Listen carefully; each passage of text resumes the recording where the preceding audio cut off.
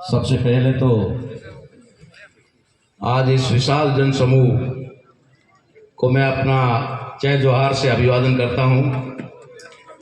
जय जोहार। साथियों, बहुत लंबे अरसे से तमन्ना थी, क्योंकि कभी हम 2010 से पहले इस क्षेत्र में मोटरसाइकिल पे घुमा करते थे, लेकिन बीच में एक बहुत बड़ा गैप और ऑल इंडिया की जिम्मेदारी होने की वजह से शायद हम यहाँ समय नहीं दे पाए। मैं बहुत बहुत आभार व्यक्त करूंगा हमारे वरिष्ठ साथी और आज जिसे आप संबोधित कर रहे हैं आधुनिक बिरसा और वैचारिक गुरु, मुझे गर्व होता है, फक्र होता है कि हमारे साथी को आप लोगों ने इतनी बड़ी दिल में जगह दी है। तो ऐसे जुझारू साथी जो बहुत पहले हमारे साथ में काम कर चुके हैं, उन्होंने मुझे आदेश ही कहूंगा यहाँ के लिए तो कहा कि आपको प्रतापगढ़ आना है। हालांकि मेरा थोड़ा पित्ताशय का ऑपरेशन हुआ था और मैं बेड रेस्ट में ही था। शायद किसी पहले प्रोग्राम में और मंच में ऑपरेशन के बाद में, क्योंकि 20-25 दिन ही हुए हैं, तो पहली बार आपके यहाँ बीच में आया और ये श्रेय भंवर दादा जी को जा रहा है, जिनकी वजह से आप लोगों से रूबरू होने का मुझे अवसर मिला। साथियों, आज का जो ये कार्यक्रम है और कार्यक्रम की जो मुझे सूचना मिली उसके मुताबिक जो 31 सूत्रीय मांगों को लेकर के हमारे यहाँ के जितने भी भाई हैं वे सारे आंदोलित हो रहे हैं। उनके अंदर जो 31 मांगे हैं, शायद मैं ऐसा मानता हूं कि जिस शब्द को हम अपने लिए इस्तेमाल करते हैं उसके अनुसार ये 31 मांगे हमारी नहीं होनी चाहिए। ये 31 मांगे उनकी होनी चाहिए जो इस देश को षड्यंत्र के तौर पर गुलाम बनाकर रख रहे हैं। ये मांग उनकी होनी चाहिए, लेकिन क्यों हम लोग मांगने पे मजबूर हैं, ये संदेश आपके बीच में लेके आया है। आखिर वजह क्या है कि हम लोग बड़े फक्र के साथ, गर्व के साथ कहते हैं जय जोहार का नारा है और भारत देश हमारा है। हम इस देश के मूल मालिक हैं। हम इस देश के आदि अनादि से, जब से मानव की सृष्टि बनी है, मानव पैदा हुआ है, तब से हम इसके मालिक हैं। आखिर क्या वजह है कि इस देश का मालिक मांगने को मजबूर है? ये वजह बताने के लिए शायद पूरी रात का सफर तय करके आपके बीच में आए। हमारी समस्याओं का समाधान तभी संभव है जब हम हमारी समस्याओं का कारण जान लेंगे। अगर हमने समस्याओं का कारण नहीं जाना तो हमारी समस्याएं कभी खत्म नहीं होगी। शायद हजारों साल से हमारे पुरखे भी लड़ते लड़ते शहीद हो गए। सारे के सारे तो इस मंच पे आ नहीं सकते, लेकिन वो हजारों की संख्या में है जिनको हम बैनर या मंच पे जगह नहीं दे सकते, लेकिन ऐसे हजारों लाखों कुर्बानियां दी हमारे महापुरुषों ने इन्हीं समस्याओं के समाधान के लिए। लेकिन हो सकता है कि उनके पास इन समस्याओं के कारण को जानकारी नहीं थी, या फिर उस समय की परिस्थितियां उनके अनुकूल नहीं थी। मैं बताना चाहता हूं आपको कि क्यों संविधान के अंदर ये प्रावधान करना पड़ा, जिसकी आज हम चर्चा कर रहे हैं 5वीं और 6ठी अनुसूची की। एक आदिवासी सम्मेलन में मैंने इस सबसे पहला सवाल गुजरात के अंदर 2001 में उठाया था, और उस समय अनुसूचित जनजाति के केंद्रीय मंत्री गमेती जी हुआ करते थे, महाराष्ट्र के थे वो। तो उन्होंने जब बात की तो उन्होंने पूछा कि 5वीं और 6ठी अनुसूची क्या है। तब मैं भी ज्यादा विकसित नहीं था इतना, लेकिन मेरे दिमाग में एक बात आई कि जिस समाज की प्रतिनिधि या मंत्री पद पर जो जिनको जिम्मेदारी है, अगर उन लोगों को ही 5वीं और 6ठी अनुसूची का पता नहीं है तो हमारा भला कैसे हो सकता है। आखिर ये आदिवासियों के लिए क्यों बनाई गई, क्यों रखी गई और इसका कारण क्या था। हमारे पुरखे जो संविधान के अंदर बाबा साहब अम्बेडकर और जयपाल सिंह मुंडा लड़ रहे थे और उन्होंने इसको एक तरह से कह सकते प्रावधान करवा के वो माने, तो वजह क्या थी, ये वजह आपको थोड़ी सी हिंट बताता हूं। उसके लिए आपको पहले एक बात समझनी होगी कि ये आदिवासी शब्द है क्या और इसके लिए मूल में शब्द क्या है और संवैधानिक शब्द क्या है, पहचान क्या है। हम संवैधानिक पहचान में ट्राइब है, शेड्यूल्ड ट्राइब, और ट्राइब शब्द अंग्रेजी का वर्ड है और इसका हिंदी में अर्थ होता है कबीला, जिसको पाली भाषा में गण कहा जाता था। इसलिए शायद आज हमारे जो क्रांतिकारी साथी हैं, वीर हैं, उनको गणवीर भी कहा जाता है, उनको गणवीर भी कहा जाता है। पाली भाषा का गण शब्द जिसे आधुनिक भाषा के अंदर कबीला कहा जा सकता है और अंग्रेजी में उसको ट्राइब कहते हैं। बाबा साहब अम्बेडकर ने शेड्यूल्ड कास्ट बनाया, वहां जाति है। शेड्यूल्ड कास्ट जिसे एससी कहा जाता है, वहां कास्ट है, शेड्यूल्ड कास्ट यानी अनुसूचित जाति। दूसरा वर्ग बनाना चाहते थे लेकिन बना नहीं पाए और अब बन गया, उसे कहा जाता है पिछड़ा वर्ग। उसे अंग्रेजी में कहते हैं बैकवर्ड क्लास। वो क्लास है, एक क्लास है, एक कास्ट है, लेकिन what is the scheduled tribe? या ना तो कास्ट है और न ही क्लास है, ये टाइप शब्द है। मैं हमेशा कहता हूं और कभी समय मिलेगा कैडर में रहोगे तो बात करूंगा कि किस तरीके से इन लोगों ने शब्दों के षड्यंत्र की वजह से हम लोगों को गुलाम बनाया। मैं सिरे से रिजेक्ट कर चुका हूं कि संविधान के अंदर शेड्यूल्ड ट्राइब जिसको कहा गया है उसका हिंदी में मीनिंग अनुसूचित जनजाति नहीं है। और ये आज सारे मीडिया के सामने कह रहा हूं, इसका मीनिंग अनुसूचित जनजाति नहीं है, इसका मीनिंग है अनुसूचित कबीलाई। क्योंकि जो भारत की मूल पहचान है उस पहचान को बनाए रखने के लिए 5वीं और 6ठी अनुसूची का प्रावधान किया गया, जिसके तहत आज हम लोग ये अधिकार मांगने की बात कर रहे हैं। और वो भी कितने 75 साल बाद, 75 साल बाद हम मांग रहे हैं।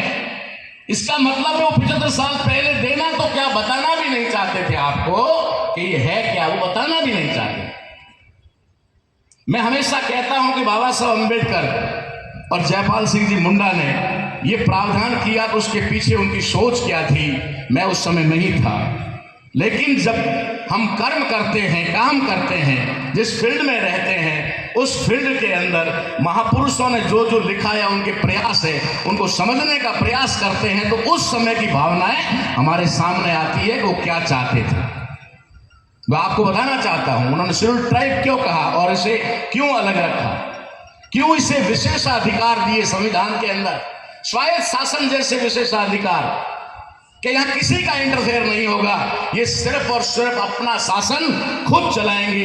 इनको चाहे संविधान के ऊपर बैठे हुए राज्यपाल और राष्ट्रपति जैसे पद है, उन पदों के लोगों को भी इनके क्षेत्र में एंट्री करने से पहले भी इनकी इजाजत लेनी होगी, परमिशन लेनी होगी। ये संविधान में प्रावधान क्यों किया गया है? बाबा साहब अम्बेडकर और जयपाल सिंह मुंडा जानते थे कि ये बीज है। बीज में समझते हो ना, सारे किसान हो, बीज सीड। उन्होंने कहा भारत के अंदर जो भारत का जो मूल आदिवासी है, जो ट्राइब है, उसके दो भाग कर दिए गए हैं। एक पहचान बनाया हुआ आदिवासी और एक पहचान खोया हुआ आदिवासी। आज भारत में दो तरह के आदिवासी हैं। पहचान बनाए हुए आदिवासी, जिनकी 2011 की जनसंख्या गिनती के आधार पर 8.5% बनता, उससे पहले 7.5 था, अब बढ़कर 8.5 हो गया। 8.5% भारत के अंदर जो आबादी है वो पहचान बनाया हुआ आदिवासी, जिसकी पहचान आज भी कायम है, और वो आप जैसे क्रांतिकारी वीरों की वजह से, जिन्होंने जल जंगल जमीन और संस्कृति के लिए कुर्बानियां दी और आज देने के लिए तत्पर हैं, तैयार हैं। दूसरा, वो आदिवासी जिनकी पहचान खत्म कर दी गई, जिनको जातियों में बांट दिया गया, काम के आधार पर किसी को नाई बनाया, किसी को दर्जी बनाया, किसी को धोबी बनाया, किसी को माड़ी बनाया, किसी को कुम्हार बनाया। इस प्रकार से पहचान खोया हुआ आदिवासी, वो भी आदिवासी है भारत का, डीएनए के आधार पर वो आदिवासी है, लेकिन पहचान खत्म होने की वजह से वो हमसे सेग्रीगेट हो गया, वो हमसे अलग हो गया, और अलग होने की वजह से वो हमें तो आदिवासी कहता है, लेकिन अपने आप को आदिवासी मानने को तैयार नहीं है। ये हमारी आदिवासियों की पहचान। तीसरा इस देश के अंदर जो है वो है गैर आदिवासी। गैर आदिवासी जो इस देश का मूल निवासी आदिवासी नहीं है, यानी विदेश से भारत में आया हुआ और आकर के यहां बसा हुआ, ये तीन पहचान है। तो बाबा साहब अंबेडकर और जयपाल सिंह मुंडा जब ढूंढ रहे थे कि बीज कहां मिलेगा इस नस्ल को बचाने के लिए, इस नस्ल को बचाना है तो बीज चाहिए, तो बीज के रूप में उन्होंने भारत के ट्राइब्स को देखा कि इसकी एक अलग आइडेंटिटी, अलग पहचान और अलग अधिकार दिया जाए, ताकि देश को जो संवैधानिक तौर पर रिपब्लिक इंडिया बनाया गया, गणतंत्रात्मक भारत देश बनाया गया, गणराज्य बनाया गया, वो गणराज्य संपूर्ण रूप से कब बन पाएगा? जब इस देश का बीज बचेगा और ये बीज एक फसल के रूप में लहराएगा, और पहचान खोया हुआ आदिवासी भी अपने आप को गर्व से कहेगा कि मैं भी इस देश का आदिवासी हूं। इसके लिए ये बीज बचाने के लिए प्रावधान किए गए थे। ये कोई बच्चों का खेल नहीं था, हंसी मजाक का मामला नहीं था, ये कोई रेवड़ियां बांटने का मामला नहीं था, ये कोई चॉकलेट और खिटमिटा बांटने का मामला नहीं था। ये इस देश को मूल रूप में लाने का मामला था, और मुझे खुशी है कि आज उसके लिए पहल भी वही कर रहे हैं जिनको बाबा साहब अम्बेडकर ने जिनसे उम्मीद की थी, और ये लीड करेंगे, ये मुझे पूरा विश्वास है। ये करेंगे लीड, कि बाबा साहब और जयपाल सिंह मुंडा के उस अधूरे सपने को पूरा करेंगे। तो ये जो बात मैंने आपको बताई, ये हमारी आइडेंटिटी के बारे में बताई। अब हमारी समस्याओं की बात बताओ। समय हो तो मुझे बता देना प्लीज, कोई बात नहीं, मैं सॉल्टी करूंगा। दूसरी हमारी बात क्या है? दूसरी बात यह है कि हम मांग रहे हैं, बड़े बड़े पंडाल लगाकर मांग रहे हैं। देश का किसान मांग रहा है, मजदूर मांग रहा है, 71% यानी 71% ओबीसी पहचान पाया हुआ मांग रहा है, शेड्यूल कास्ट 17.5% है वो मांग रहा है, और 8.5% ट्राइब हम मांग रहे हैं। हम सबकी गिनती लगाई जाए तो 97% है, हम लोग 97% है, और हम 97% मांग रहे हैं। ना, इसमें तो कोई दौरा ही नहीं ना, मांग रहे हैं। मेरा पहला सवाल है उन 97% लोगों से कि देने वाला कौन है? आप आखिर मांग किससे रहे हो? अभी मेरे साथी ने एक आंकड़ा यहां पेश किया कि 92 लाख सिर्फ राजस्थान में है, 92 लाख, ओनली 92 लाख इन राजस्थान। तो फिर झारखंड, उड़ीसा, नॉर्थ ईस्ट और महाराष्ट्र, साउथ इंडिया कितना होगा? ऑल ओवर अभी जनसंख्या के आधार पर, आइडेंटिटी के आधार पर 8.5 तो है। और मैं आपको दावे के साथ कहता हूं, ये हमारे रिसर्च वर्क का काम रिजल्ट है। मांग किससे रहे हैं? ओनली 1% से। 1% भी पूरा नहीं है। भारत में जिनकी संख्या 1% पूरी नहीं है, 1% होती है तब तो 1.5 करोड़ होती है, लेकिन वो 1 करोड़ के अंदर है। 1 करोड़ के अंदर की संख्या वाले लोगों से हम 14 से 15 करोड़ आबादी के लोग मांग रहे हैं। सिर्फ ट्राइब की बात करूं तो अरे सिर्फ 92 लाख आदिवासी है ना, ये 92 लाख आदिवासियों में से अगर आधे भी इस रास्ते पर चल पड़े तो उन 92 लाख जो सामने है उनको भगाया जा सकता है। लेकिन समझना पड़ेगा, आइडेंटिटी के लिए कह रहा हूं। आखिर ये समस्या, हमारी समस्या क्यों खत्म नहीं हो रही? क्योंकि हमने अपने दुश्मन को नहीं पहचाना, सबसे बड़ी समस्या। और उसका एक मात्र छोटा सा समाधान है, कोई बड़ी बात नहीं, कोई कुछ नहीं करना है आपको। सिर्फ जिसके आगे आप लोग, मैं कह रहा हूं ना, ओबीसी मांग रहा है, एससी मांग रहा है, एसटी मांग रहा है, तो देने वाला तो वही है ना। अब उस देने वाले को ही कहना, भाई तू मेहरबानी कर दे, अब हम तेरे से नहीं मांगेंगे, तू मेहरबानी करके हमसे मत मांगे, तू हमसे मत मांगना, ठीक है ना, हम तेरे से नहीं मांगे, क्योंकि हम सक्षम हैं, हम देने वाले। हमारी बहन कह रही थी कि हम भारत में पता नहीं कितने टन सोने के मालिक हैं, आंकड़ा तो उसके पास है, बहन के पास है ना।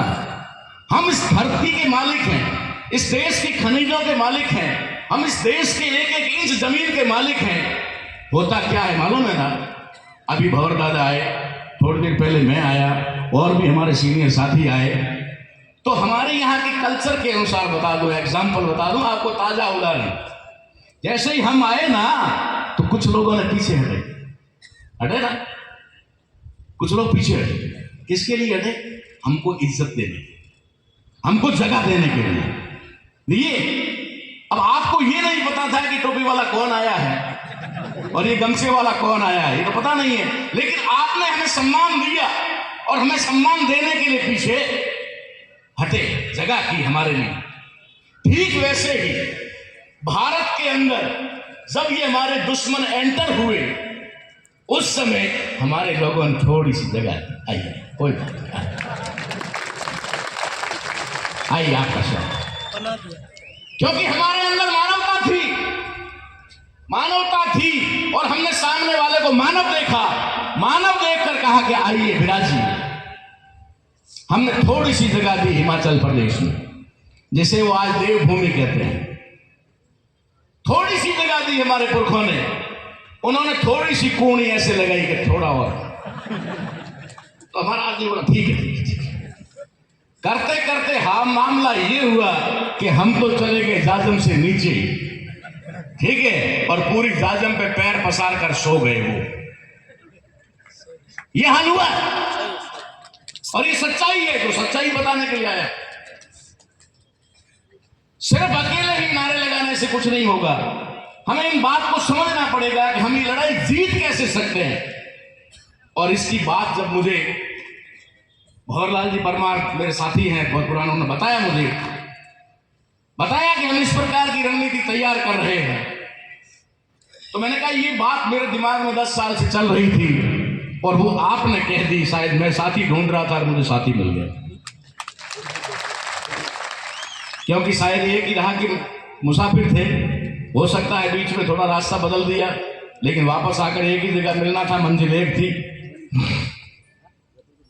तो ये जो बात जिस तरीके से यूनाइट करने की बात हो रही है इस देश के ट्राइब को, और उसके अंदर लीड करने की बात हो रही है, क्योंकि मैं गारंटी से कहता हूं हमारे भाई हैं, लेकिन आइडेंटिटी खोए हुए हमारे भाई इतना खुलकर नहीं लड़ सकेंगे जितना हम लड़ सकते हैं, जितना हम लड़ सकते हैं, क्योंकि हम अपनी आइडेंटिटी बनाए हुए हैं कि we are indigenous people of India.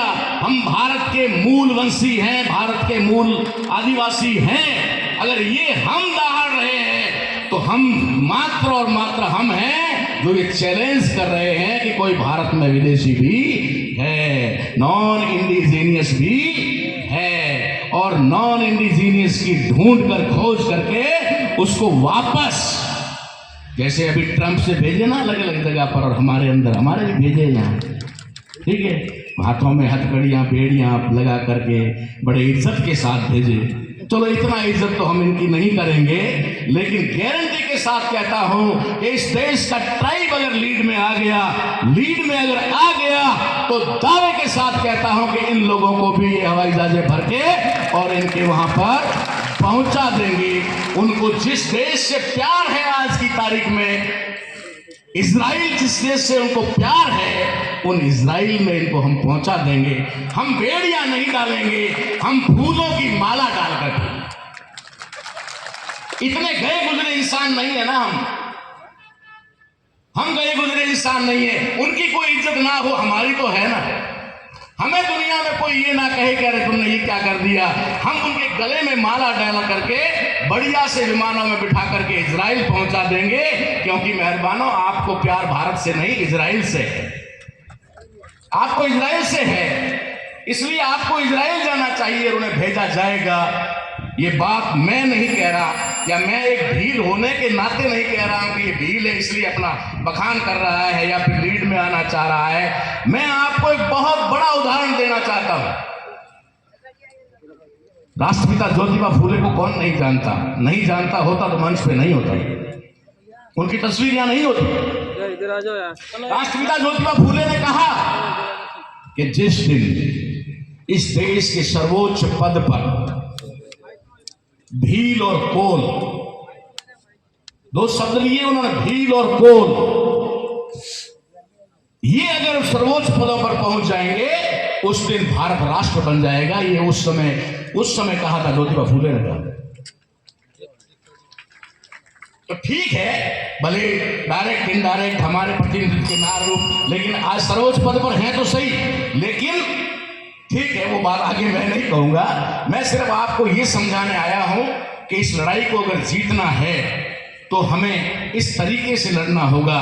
कहीं ऐसा ना हो, झारखंड की कहानी बता के बात खत्म करता हूं।